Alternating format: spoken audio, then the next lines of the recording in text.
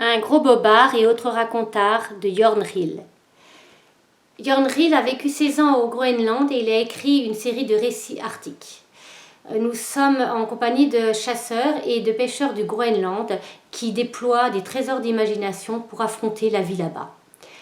Je vais vous lire un racontar qui s'appelle « Une histoire aérienne ou l'atterrissage brutal d'Herbert ».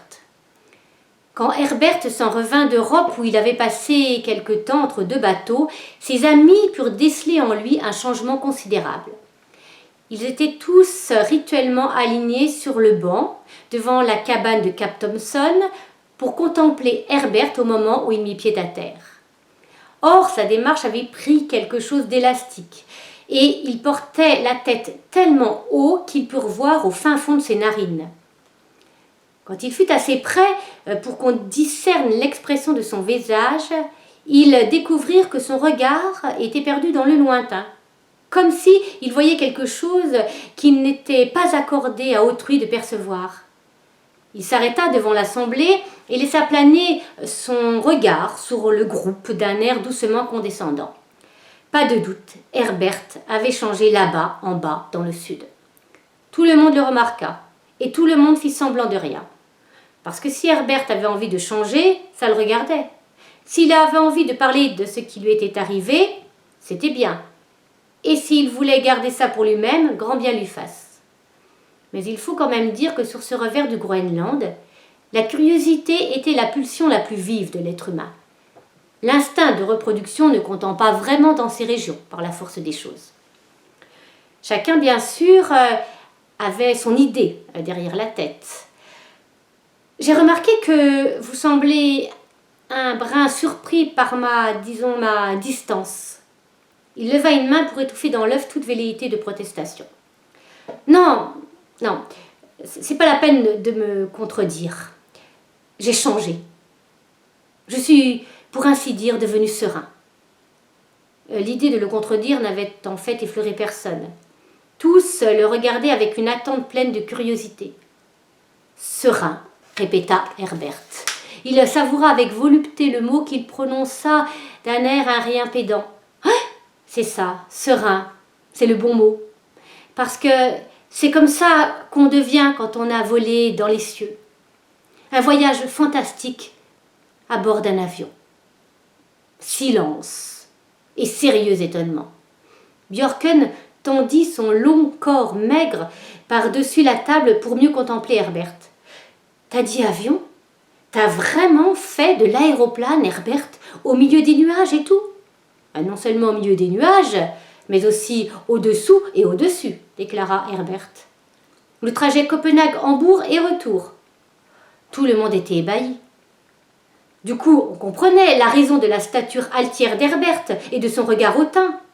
Le voici entre amis, à Cap Thompson, en chair et en os, et avec, dans la tête, le souvenir d'un voyage dans les cieux. Herbert savourait l'ambiance. Il constatait qu'il avait fait une impression certaine, qu'il était devenu quelqu'un d'autre en ce merveilleux soir d'été, et qu'il le resterait à jamais. Parce qu'un homme qui avait volé à travers les cieux était différent, d'une autre essence que celui qui n'avait jamais quitté le plancher des vaches. Peut-être devrait-il même envisager de laisser cette année devenir sa dernière sur la côte, parce qu'à partir du moment où l'on avait volé, on pouvait vraiment ambitionner de faire autre chose, des choses plus utiles que chasser des renards bleus et blancs. Lashley, qui avait toujours un certain mal à contrôler sa volubilité, se mit à genoux sur sa chaise et leva le doigt. « Eh ben raconte, Herbert !» s'exclama-t-il spontanément. « Ça fait quelle impression ?» Herbert regarda le jeune homme avec bienveillance. Un petit sourire retroussa le coin de ses lèvres. C'était tout bonnement exaltant, mon cher, presque divin. Nous avons volé tout le temps à 200 km à l'heure. Un soupir unanime monta des hommes. 200 km en 1 heure. Alors qu'ici on se crevait avec les clébards et qu'on était content si on arrivait à boucler 10 km dans l'heure. 200 km, c'était l'équivalent de plusieurs jours de galère et encore dans des conditions de circulation acceptables. Et cela, Herbert l'avait fait en 1 petite heure.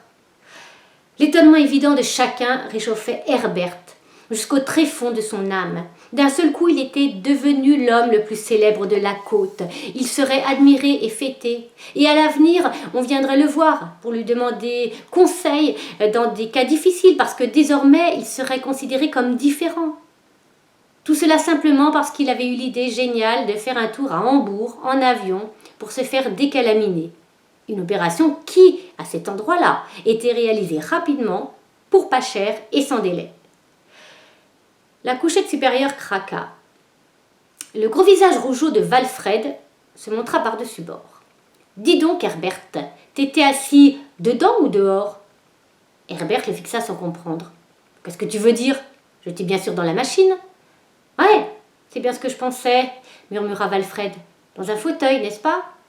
Herbert fronça les sourcils. « Ah, bien sûr, un agréable fauteuil rembourré, avec appuie-tête et table pliante devant. » Je m'en doutais. Avec un soupir, Walfred se renversa à nouveau dans la couchette et ferma les yeux. Je constate qu'il y a plusieurs manières de circuler dans le ciel. Certains sont dedans, confortablement installés dans des fauteuils rembourrés avec appuie-tête. Je suppose qu'il y avait aussi le chauffage dans ton avion. Chauffage et climatisation. Pourquoi, Walfred? Que sais-tu des avions, toi? Presque rien, avoua Walfred, puisque je n'ai fait qu'un court vol. T'as fait de l'aviation, toi aussi? Mads Mattsson regarda d'un air incrédule vers sa couchette. Walfred hocha la tête. Oh, rien de spécial. Juste une petite virée avec un militaire suédois nommé Svensson dans ma jeunesse. Il s'était posé sur le lac près de Sorø. Il a proposé des baptêmes de l'air aux apprentis de la boucherie pour 5 couronnes par tête. L'intérêt se détournait maintenant d'Herbert au profit de la couchette de Mads Mattsson. Herbert ricana. Baptême de l'air. Ouais, évidemment. On a déjà entendu parler de ce genre de choses. Mais moi, je suis allé en avion jusqu'à Hambourg, Walfred, jusqu'à Hambourg. Oui, ça j'avais compris, répondit paisiblement Walfred. Il ouvrit les yeux et se tourna de manière à voir Herbert en bas. Je sais que mon voyage ne peut en aucun cas être comparé au tien. Je n'ai fait qu'un petit tour, au-dessus de la boucherie, autour de l'église et au-dessus de l'école ménagère, où j'ai failli me ramasser en faisant signe à une fille qui m'avait une fois préparé de la choucroute. Te ramasser. Herbert eut un rire hystérique. Ah, comment peut-on tomber d'un avion? Allez, Walfred, raconte-nous ça. Ça doit encore être un drôle de racontard que t'as lancé là.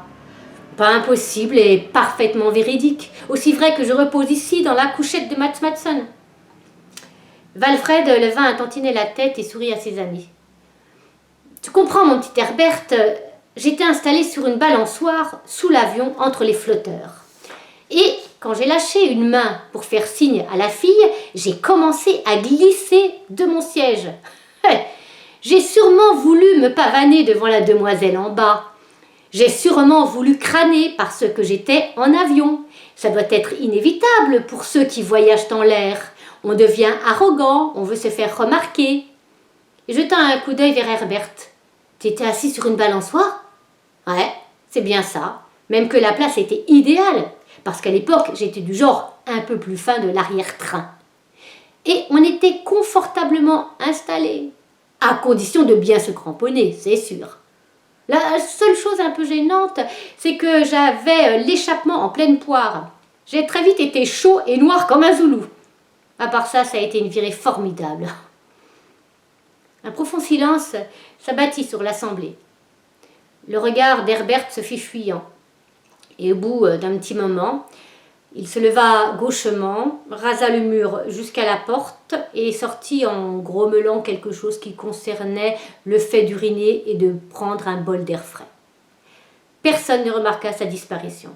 Tout le monde pensait au vol de Walfred et tentait d'imaginer comment il avait plané sur une balançoire entre les flotteurs d'un hydravion à toute vitesse au-dessus de la ville de Sorø.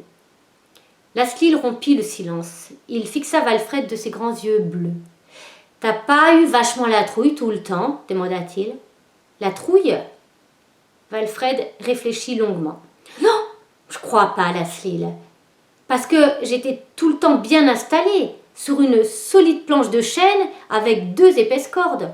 Non, il n'y avait pas de quoi avoir la trouille. Et Svensson connaissait son truc. même s'il avait un peu de mal à faire les loopings à cause de la balançoire. Parce que t'as fait des loopings aussi, gémit Björken. Bien sûr, c'est pour ça que c'était si cher, répondit Valfred. Sans looping, ça ne coûtait que 3 couronnes.